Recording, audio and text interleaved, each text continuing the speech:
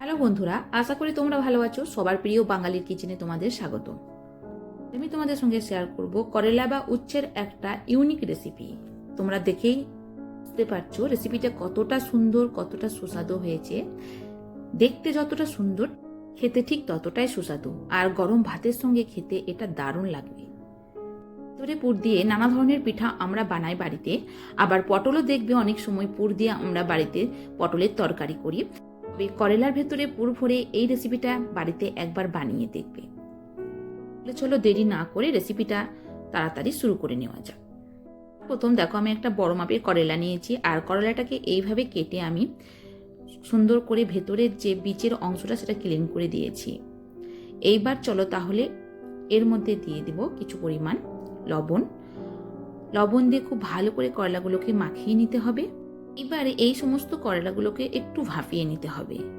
তো ভাপানোর জন্য আমি এখানে দেখো একটা কড়াই গ্যাসের উপর চাপিয়ে দিয়েছি, তার মধ্যে একটু জল দিয়েছি আর উপরে দেখো এই রকম ছিদ্রওয়ালা একটা প্লেট রেখে দিয়েছি। আর প্লেটের উপর আমি সমস্ত করলাগুলো একে একে দিয়ে দেব। এবার ঢাকা দিয়ে হাই ফ্লেমে 10 মিনিট ধরে আমি এটা ভাপিয়ে নেব। এইবার তাহলে নেক্সট প্রসেসে চলে যাওয়া যাক। তো এখানে তোমরা দেখতে পাচ্ছ করলার যে বীজগুলো ছিল সেগুলো আমি এইভাবে ক্লিন করে সুন্দর করে ধুয়ে নিয়েছি। আর এর মধ্যে দিয়ে দেব কিছুটা পরিমাণ পেঁয়াজ। তো এখানে আমি একটা ছোট মাপের পেঁয়াজ নিয়েছি। এইবার পেঁয়াজ আর করলার বীজগুলো এইভাবে একটা মিক্সার গ্রাইন্ডার জারের মধ্যে নিয়ে নেব আর এটাকে একটু গ্রাইন্ড করে নেব। তোমরা দেখতেই পাচ্ছ আমি এটা গ্রাইন্ড করে নিয়েছি, এটা সাইডে রেখে দেবো। আর এদিকে তোমাদেরকে দেখাবো করলাগুলো খুব সুন্দর সিদ্ধ হয়ে গেছে। এইবার আমি ফ্লেমটাকে একদম বন্ধ করে দেবো আর এটা ঢাকা দিয়ে কিছুক্ষণের জন্য রেখে দেবো। দেখো গ্যাসের উপরে একটা কড়াই চাপিয়েছি আর কড়াইয়ের মধ্যে দিয়ে দেবো কিছুটা পরিমাণ তেল। তবে এখানে আমি কিন্তু সর্ষের তেল ব্যবহার করছি, তোমরা পারলে সর্ষের তেল ব্যবহার করবে। সর্ষের তেলে স্বাদটা খুব ভালো আসে। তেলটা আমি খুব ভালো করে দেখো গরম করে নিয়েছি। এইবার সবার প্রথম দিয়ে দিলাম এর মধ্যে ধনিয়া, জিরা। এইবার দিয়ে দেব মৌরি, তার সঙ্গে দেব কিছুটা পরিমাণ মেথি সিড। আর এর মধ্যে দিয়ে দেব কুচনো রসুন। কিন্তু অনেকটা পরিমাণ রসুন ব্যবহার করতে হবে। আমি এখানে 8 থেকে 10 কোয়া রসুন ব্যবহার করেছি। আর এইবার এর মধ্যে দিয়ে দেব কিছুটা পরিমাণ কারি পাতা। ওটা যে মশলাগুলো আমি কড়াইয়ের মধ্যে দিয়েছি এগুলো প্রায় ফ্রাই হয়ে গেছে। এইবার এর মধ্যে দিয়ে দেব সামান্য পরিমাণ হলুদ পাউডার, ধনিয়া পাউডার, জিরা পাউডার, লঙ্কা পাউডার। মশলা আমি কতটা পরিমাণ ব্যবহার করছি অবশ্যই আমি ডেসক্রিপশনে লিখে দেব, তোমরা চাইলে ওখান থেকে তোমরা দেখে নিতে পারো। এবার দেখো পাউডার মশলাগুলো আমি কিন্তু ফ্রাই করে নিচ্ছি। খুব ধীরে ধীরে ফ্রাই করে নিতে হবে, একদম ফ্লেম লো রেখে দিতে হবে। এবার এর মধ্যে দিয়ে দেবো বেটে রাখা করলা বীজ আর পেঁয়াজ। সঙ্গে কিন্তু অল্প পরিমাণ হলেও জল মিক্স করবে না, খুবই ধীরে ধীরে এটাকে এইভাবে ফ্রাই করে নিতে হবে। আর আমি এর মধ্যে দিয়ে দেব স্বাদ মতো লবণ। এই পুরটাকে ততক্ষণই ফ্রাই করতে হবে যতক্ষণ এই পুরটা ড্রাই না হয়ে আসে। আমার পুরোপুরি তৈরি হয়ে গেছে, ফ্লেমটা আমি একদম বন্ধ করে দিয়েছি। আমি পুরটাকে একটা বাটির মধ্যে নিয়ে নেব আর এটাকে ঠান্ডা হতে দেব। এখন আপাতত পুরটা ঠান্ডা হয়ে গেছে। এইবার আমি এর সঙ্গে মিক্স করে দেব 1 টিস্পুন পরিমাণ টক আচার। তোমরা যারা অনেকটা পরিমাণ মানে টক খেতে ভালোবাসো তারা আরও কিন্তু 1 টিস্পুন এখানে দিতে পারো। এইবার আচারটা দেওয়ার পর এখানে আমি দিয়ে দেব 1 টিস্পুন পরিমাণ বেসন। বেসন দেওয়ার পর আচার আর বেসনটাকে খুব ভালো করে পুরের সঙ্গে মিক্স করে নেব। দেখতেই পাচ্ছ পুরটা আমার একদম পুরোপুরি তৈরি হয়ে গেছে। তো এটাকে আমি সাইডে রেখে দেব। আর যে উচ্ছেগুলোকে আমি ভাপিয়ে নিয়েছিলাম, একটা উচ্ছের পিস এইভাবে হাতে নিয়ে চামচে করে একটু পুর এর মধ্যে এইভাবে দিয়ে দেব। ভালো করে চেপে সুন্দর করে পুরটাকে ভরে দিতে হবে, এপাশ ওপাশ খুব ভালো করে এইভাবে লাগিয়ে দিতে হবে।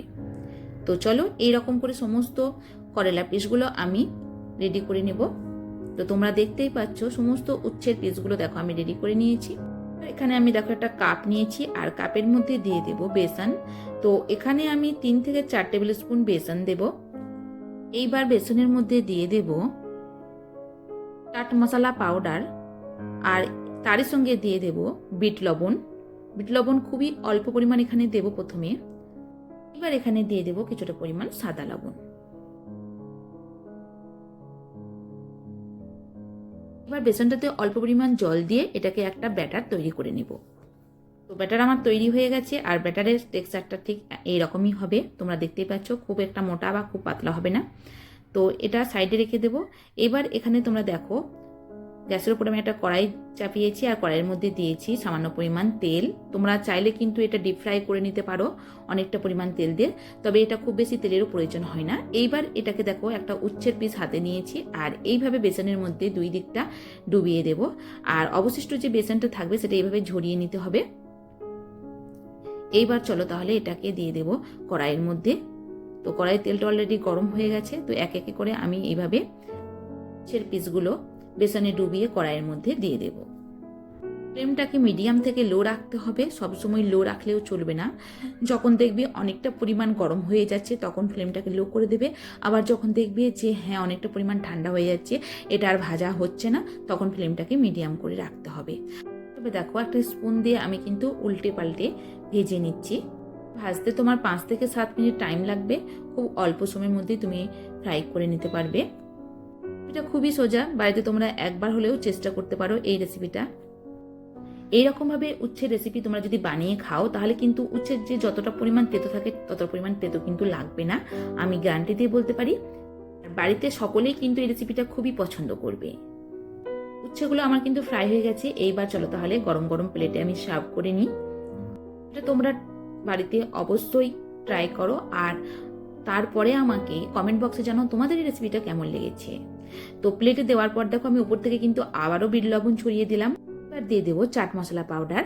তো তোমরা যদি চাও তাহলে এখানে কুচনো লঙ্কা, পেঁয়াজও দিতে পারো। শেষে দিয়ে দেবো ধনেপাতা। এটা খুবই সিম্পল, আমি তোমাদের সঙ্গে খুবই সিম্পল রেসিপি শেয়ার করি। আর তোমরা যদি চাও তাহলে আমার চ্যানেলে এইরকম অনেক সিম্পল রেসিপি আছে, তোমরা চাইলে সেগুলো দেখতে পারো। রেসিপি যদি তোমাদের ভালো লেগে থাকে তাহলে প্লিজ তোমরা আমার চ্যানেলটিকে সাবস্ক্রাইব করো, লাইক শেয়ার করবে যদি এই রেসিপিটা তোমাদের ভালো লেগে থাকে। ভিডিওটা শেষ পর্যন্ত দেখার জন্য ধন্যবাদ। এইরকম আবারও সহজ রেসিপি তোমাদের সামনে নিয়ে আসবো। ততক্ষণের জন্য টাটা, বাই বাই।